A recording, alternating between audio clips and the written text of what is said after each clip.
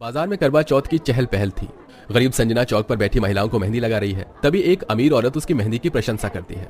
अरे वाह मेहंदी वाली, तुम तो बड़ी सुंदर डिजाइन की मेहंदी लगाती हो। कितने पैसे हुए? जी, अपने दोनों हाथों पर भरी हथेलियों की मेहंदी लगवाई है, इसलिए आपके 200 रुपए हुए। केवल 200 रुपए? बस, तुम तो बड़े सस्ते में मेहंदी लगा रही हो। ये लो, तुम 300 रुपए रखो। जी, आपका बहुत बहुत धन्यवाद। अभी तो शाम के 4-5 बजे हैं, बहुत टाइम पड़ा है। और भी महिलाओं को मेहंदी लगा लूंगी तो 1000 से ऊपर की कमाई तो कर ही लूंगी। माँ बाबा की थोड़ी ही मदद कर पाऊँ इस करवा चौथ में तो मुझे अच्छा लगेगा। संजना बहुत ही गरीब माता पिता की बेटी है। उसके हाथों में मेहंदी लगाने का हुनर है, इसलिए वो शादी ब्याह और हर साल करवा चौथ में महिलाओं को मेहंदी लगाती है ताकि कुछ पैसे कमा सके और अपने माता पिता की मदद कर सके। बाजारों में भीड़ लगी होती है। तभी एक चमचमाती गाड़ी में से प्रिया स्टाइलिश कपड़े पहने हुए अपनी माँ कामिनी के साथ उतरती है। माँ, इस बाजार में तो कितनी मक्खी भिनभिना रही हैं। इससे तो बेटर होता कि आप ब्यूटी पार्लर में चलकर मेहंदी लगा लेती। प्रिया बेटा, ब्यूटी पार्लर वाले केवल पैसे ठगते हैं। बेटी मेहंदी बिल्कुल अच्छी नहीं लगाते। मुझे तो हर साल इस बाजार में लड़कियों की लगाई मेहंदी पसंद आती है। अब चला जा। अभी प्रिया की नजर संजना पर पड़ती है। प्रिया, जो कि कहने को तो संजना की बहुत पक्की सहेली है, वो इतराते हुए ताना मारती है। अरे संजना, तुम यहाँ मेहंदी लगा रही हो? एनीवे, तुम्हारे लिए तो यही सही है, थोड़े पैसे कमा लोगी। वैसे करवा चौथ में मेहंदी लगाकर कितना कमा लेती हो तुम? हाँ, थोड़ी बहुत तो कमा लेती हूँ प्रिया, ताकि माँ बाबा का घर के खर्चों में मदद कर सकूं। वैसे तुम इस बाजार में कैसे? वो मेरे डैडी ने मुझे नई कार दिलाई है और मम्मी को करवा चौथ की मेहंदी लगवानी थी, इसलिए ले आई। कार लेने की बहुत बहुत मुबारक हो तुम्हें प्रिया, मुझे खुशी हुई। थैंक यू, बट मुझे बिल्कुल खुशी नहीं हुई। तुम यहाँ सड़क पर बैठकर मेहंदी जो लगा रही हो, और देखो मैं शॉपिंग कर रही हूँ। हम दोनों का स्टैंडर्ड एक दूसरे से बिल्कुल मैच नहीं करता, और तुम्हारी ये खुशी मुझे समझ नहीं आती।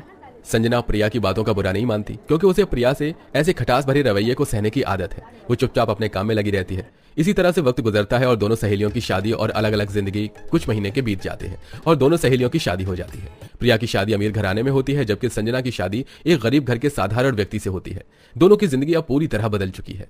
दोनों सहेलियों की जिंदगी अब बिल्कुल अलग रास्तों पर चढ़ पड़ी थी।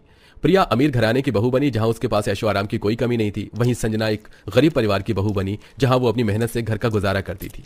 राजेश, देखो मैं कितना खुशकिस्मत हूँ कि मुझे इतना ऐशो आराम मिला। तुमने मेरा हर सपना पूरा कर दिया। हाँ, तुम्हारे लिए तो सब कुछ है।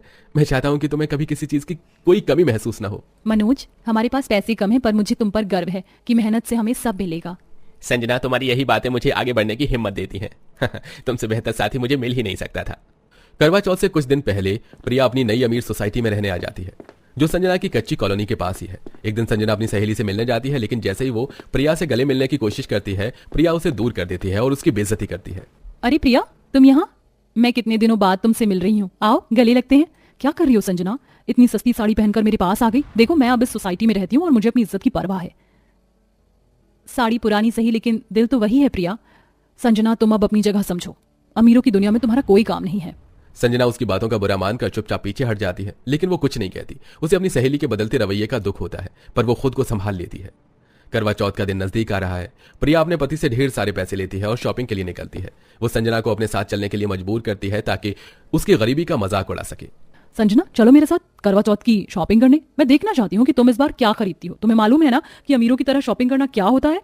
प्रिया, मेरे पास तो बस थोड़े से पैसे हैं, मैं इतना खर्च नहीं कर सकती। ओह, बस थोड़े से पैसे? चलो मैं तुम्हें शॉपिंग दिखाती हूँ। तुम्हें भी अमीर होने का मजा लेना चाहिए। प्रिया उसे अपने साथ एक महंगे मॉल में लेकर जाती है, जहां वो महंगे गहने और कपड़े खरीदती है। संजना सिर्फ देखती रहती है, क्योंकि उसके पास इतने पैसे नहीं होते। वो बाजार की रेडी से कुछ सस्ते सामान खरीदती है और प्रिया उसे फिर से नीचे दिखाने की कोशिश करती है। संजना, तुम इस रेडी से सामान खरीद रही हो? ये तुम्हारी औकात ही दिखाती है। देखो मैंने कितना महंगा सेट लिया है। मैं अपनी औकात के हिसाब से ही चलती हूँ प्रिया। मेरे पास जो है उसी में खुश हूँ। खुश? तुम इस तरह कैसे खुश हो सकती हो? मैं तो इतने पैसे कमा कर भी कभी संतुष्ट नहीं होती। करवा चौथ का दिन आ जाता है। प्रिया का घर सज धज कर तैयार हो चुका है और उसके पास ढेर सारे गहने और कपड़े हैं। दूसरी ओर संजना के पास साधारण साड़ी और कुछ चूड़ियां हैं, पर वो पूरी श्रद्धा से अपना व्रत रखती है। देखो संजना, मैं कितनी सुंदर दिख रही हूँ। तुम्हें पता है मेरे पति ने मुझे ये सब कुछ दिलवाया है। तुम्हारा पति तो कुछ भी नहीं कर सकता है ना। प्रिया, मेरे पास ज्यादा कुछ नहीं है, लेकिन मेरे पति ने जो भी किया मैं उससे बहुत खुश हूँ। मेरे लिए उनका प्यार सबसे बड़ा तोहफा है। तुम सच में अजीब हो संजना, इतने कम में खुश कैसे रहती हो? करवा चौथ के दिन ही प्रिया के पति राजेश को फोन आता है कि उसके बिजनेस में भारी नुकसान हो गया। उसका सारा पैसा डूब चुका है और वो रातों रात कंगाल हो जाता है। प्रिया को जब ये बात पता चलती है तो वो पूरी तरह से टूट जाती है। उसकी सारी ऐशो आराम की दुनिया बिखर जाती है। प्रिया, हमें बहुत बड़ा नुकसान हुआ है। हमारा बिजनेस डूब गया है। अब हमारे पास कुछ भी नहीं बचा। हमें सब कुछ बेचना पड़ेगा। क्या?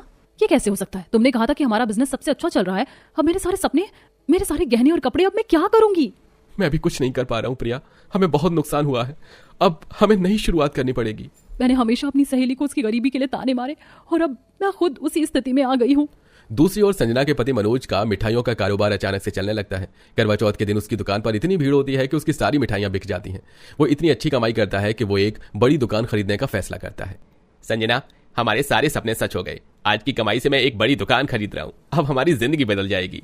भगवान का शुक्र है मनोज, मेहनत का फल मिलता है और अब हमारे पास वो सब कुछ है जिसकी हमें जरूरत थी। अब मैं अपनी मिठाइयों की दुकान को और भी बड़ा बनाऊंगा ताकि हम आराम से रह सकें। तुम्हारी मेहनत रंग लाई है मनोज, हमें जीवन में बस धैर्य रखना होता है। प्रिया की दुनिया टूट चुकी है, वो अब गरीब हो चुकी है और उसे समझ में नहीं आ रहा कि वो कैसे इस नई स्थिति का सामना करे। तब संजना उसके पास जाती है और उसकी मदद के लिए हाथ बढ़ाती है। संजना, अब मेरे पास कुछ भी नहीं बचा। मैंने तुम्हारा हमेशा मजाक उड़ाया, तुम्हें नीचा दिखाया। अब देखो मैं खुद इस हालत में हूँ। तुम्हारे बिना अब मैं कुछ भी नहीं कर सकती। प्रिया, दोस्ती में अमीरी गरीबी मायने नहीं रखती। जो हो गया उसे भूल जाओ। मैं हमेशा तुम्हारे साथ हूँ, चाहे कुछ भी हो जाए। हमने साथ में बचपन बिताया है और एक दूसरे का साथ हमेशा निभाएंगे। मैंने अपने घमंड और दौलत के पीछे जो रिश्ते खो दिए उसकी सजा मुझे मिल चुकी है, पर तुमने मुझे दिखाया कि सच्ची दोस्ती किसे कहते हैं। सच्ची दोस्ती वही है जो मुश्किल वक्त में भी साथ खड़ी रहे। मैं तुम्हारे साथ हूँ और हम मिलकर सब ठीक कर लेंगे। सच में तुम मेरी सच्ची दोस्त हो। तुमने मुझे वो सबक सिखाया जो मुझे पहले से सीख लेना चाहिए था। प्रिया अब समझ चुकी है कि सच्ची खुशी अमीरी में नहीं बल्कि अच्छे रिश्तों और सच्ची दोस्ती में है और वो संजना का आभार व्यक्त करती है और उसे दिल से गले लगा लेती है। दोनों सहेलियों के बीच फिर से वही पुराना प्यार और अपनापन लौट आता है। तुमने आज सिखाया कि असली दोस्ती दौलत, रिश्तों और प्यार में है, ना कि पैसे में। तुमसे बहुत कुछ सीख चुकी हूँ और मुझे अब समझ में आया कि सच्ची खुशी क्या होती है। जीवन में हमें जो भी मिलता है वो हमारे रिश्तों से ही होता है। तुमने भले ही मुझसे दूरी बना ली थी, लेकिन दोस्ती कभी नहीं मरती।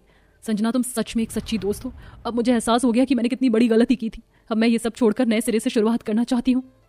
मैं हमेशा तुम्हारे साथ हूँ प्रिया, हम दोनों मिलकर सब कुछ ठीक कर लेंगे। इसी के साथ अंत में दोनों सहेलियां अपने अपने पतियों के साथ करवा चौथ का व्रत खोलती हैं। अब प्रिया को दोस्ती का महत्व समझ में आ गया है कि सच्ची दोस्ती और प्यार से बड़ी दुनिया में कोई दौलत नहीं होती। वेल दोस्तों, क्या आपको भी लगता है कि एक अमीर दोस्त किसी गरीब का कभी दोस्त नहीं बन सकता? अगर हाँ तो कमेंट बॉक्स में उसका रीजन जरूर बताइए।